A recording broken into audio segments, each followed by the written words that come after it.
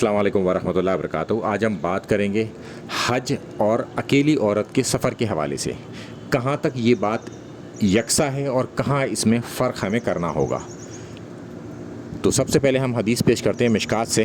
جو کہ آپ کے ڈسپلے پر ہے، کہ اللہ کے رسول صلی اللہ علیہ وسلم سے ایک صحابی نے فرمایا کہ وہ غزوے میں جانا چاہتے ہیں، انہوں نے اس میں نام لکھا دیا، اور ان کی بیوی حج کرنا چاہتی ہے، اور اللہ کے رسول صلی اللہ علیہ وسلم نے فرمایا تھا کہ اکیلی عورت سفر نہ کرے۔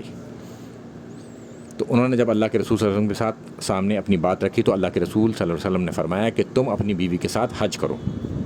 یعنی کہ غزوے سے جانے سے بھی انہیں روک دیا اور حج کرنے کے لیے انہیں پرمیشن دے دی۔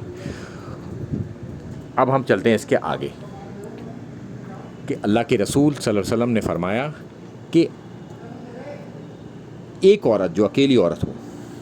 وہ 3 دن سے زیادہ کا سفر اکیلے نہ کرے،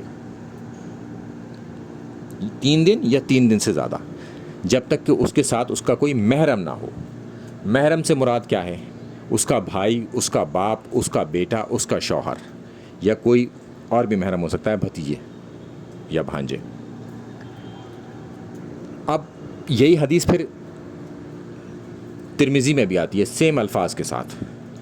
مگر اب اس کے کنٹیسٹ میں علماء کے بیچ میں ڈسکشن ہوتا ہے کہ یہ معاملہ سفر کے لیے ہے، حج کے لیے نہیں، اور یہاں پر ایک اختلاف ہو جاتا ہے۔ تو اگر کسی عورت کے پاس استطاعت ہو، یعنی کہ اس کے پاس اتنا پیسہ ہو کہ وہ حج کر سکتی ہے، اور اس کا کوئی محرم نہ ہو، تو کچھ لوگوں کا ماننا ہے کہ اس پر حج فرض ہی نہیں ہوا، یعنی کہ وہ حج نہیں کرے گی، مگر کچھ لوگوں کا یہ ماننا ہے کہ وہ حج کر سکتی ہے اگر راستے میں امن ہو اور مسلمانوں کا ایک بڑا گروہ حج کرنے جا رہا ہو ان کے ساتھ رہ کے۔ اور یہ میں آپ کو بتا رہا ہوں بات کہ وہ اگر بڑی عمر کی ہو تو یہ کیس اس کا اور مضبوط ہو جائے گا، یعنی کہ 50 سے اوپر کی ہو تو اس کا کیس اور مضبوط ہو جائے اس حوالے سے۔ تو اب اس کی ایکسپلینیشن میں ہم ایک حدیث لاتے ہیں جو کہ صحیح بخاری ہے،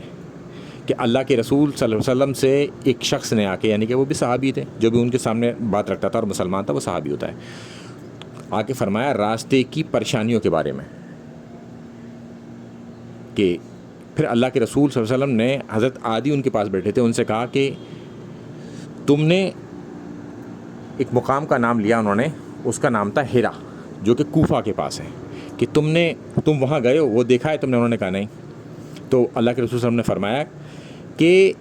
ایک وقت ایسا آئے گا کہ ایک اکیلی عورت وہاں سے چلے گی، اسے ڈر کسی کا نہیں ہوگا، یعنی کہ راستہ اتنا خوشگوار ہو جائے گا سوائے اللہ کے، اسے کوئی کسی کا ڈر نہیں ہوگا، اور وہ خانہ کعبہ میں پہنچے گی اور اس کا طواف کرے گی، یعنی کہ عمرہ، اور یہاں مراد حج بھی ہو سکتی ہے۔ یعنی کہ یہ ایک پرمیشن تھی کہ اگر راستہ خوشگوار ہو تو وہ اکیلی عورت، کسی سے ڈرنے کی ضرورت نہیں ہے اسے، وہ حج کر سکتی ہے، اور مسلمانوں کے گروہ کے ساتھ، جو پیچھے ڈسکشن ہو چکا ہے۔ اور ایک میں نے آپ کو بات ایڈ کری تھی، اور اس کی عمر اگر زیادہ ہو تو اس کا کیس اور بھی مضبوط ہو جائے گا۔ تو حضرت عادی نے کہا کہ میں نے اپنی زندگی میں، یعنی کہ دلائل نبوہ آئے، فیوچر میں آنے والی خبر، انہوں نے اپنی زندگی میں ایک اکیلی عورت کو کوفہ سے اکیلے آتے ہوئے دیکھا، وہ خانہ کعبہ میں پہنچی اور اس نے وہاں طواف کیا، تو یہ ان کی زندگی میں بھی ہوا۔ تو لہٰذا یہ کیس زیادہ مضبوط ہے کہ اکیلی عورت سفر تو نہ کرے، عام طور پر جو عام سفر ہوتے ہیں اس میں نہ جائے، 3 دن یا 3 دن سے زیادہ کا ہو تو اس میں بالکل نہ جائے وہ اکیلی عورت، اور چھوٹا موٹا سفر بھی خیالات راستے کے دیکھتے ہوئے آپ ان کے ساتھ رہیں، دیکھ لیں کہ کیسا راستہ ہے۔ اگر راستہ خوشگوار ہو تو پھر مسلمانوں کا ایک گروہ بھی وہاں پر حج کرنے یا عمرے کے لیے جا رہا ہو، اور اس عورت کے پاس استطاعت بھی ہو، بڑی عمر کی بھی ہو، یہ پوائنٹ میں نے رکھا ہے، تو وہ حج کر سکتی ہے، مگر سفر نہ کرے کسی اور جگہ کے لیے۔ حج کے لیے یہ ایک دلیل ہمیں مل جاتی ہے صحیح بخاری کی حدیث سے، جو آپ کی ڈسپلے پر ہے۔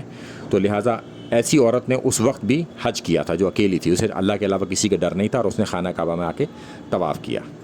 اور یہ اللہ کے رسول صلی اللہ علیہ وسلم نے پیشن گوئی کر دی تھی، اور وہ پیشن گوئی صحابی